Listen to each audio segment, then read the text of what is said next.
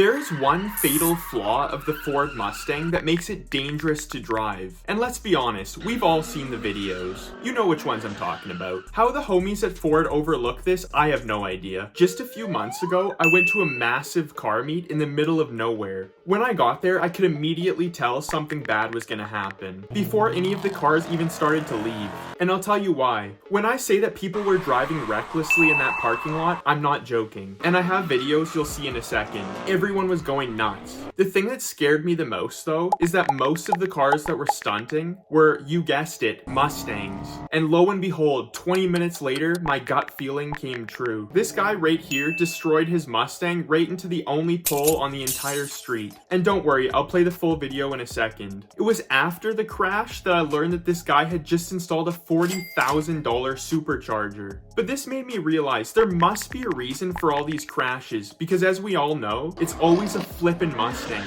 And I have discovered the reason. But first, here's the rest of the crash video.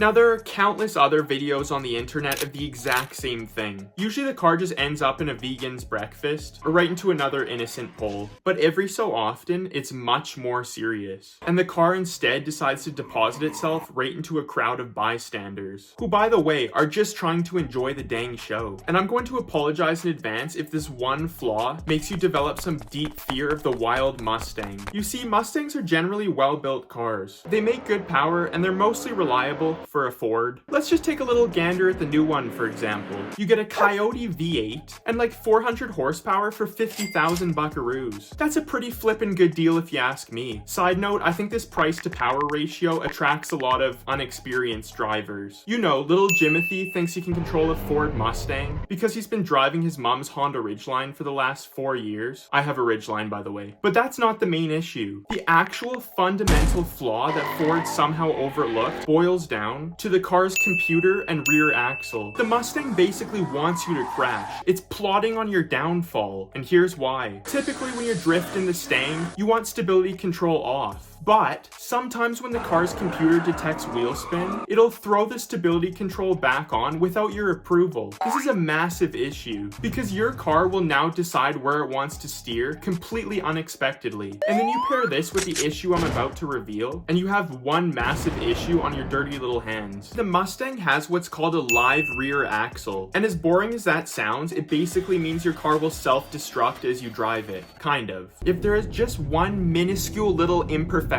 on the road, one cute little piece of gravel, this bump will be transformed to both sides of the car, which makes your car feel very unsettled, which is a big word I just learned. Now you take the stability control fault and the live rear axle issue, and what you get there is a scary creature that needs to be tamed by a professional race car driver. That might be a bit of a stretch, but all of these problems definitely lead to issues with unexperienced folk behind the wheel, as is apparent on the social medias. For the second time, enter Jimothy. People like Jimothy should not be driving Ford Mustangs. Like fiddlesticks, people, just take it easy. This car does not like you. You have to tame it.